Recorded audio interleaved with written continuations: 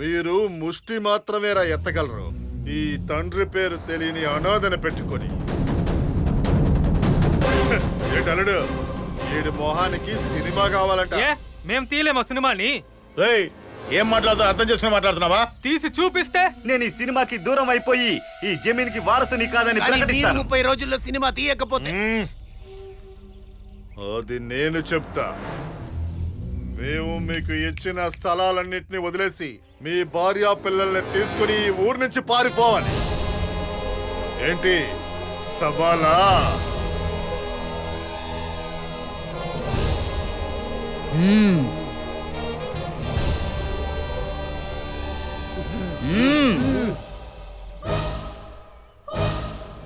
సవాల్.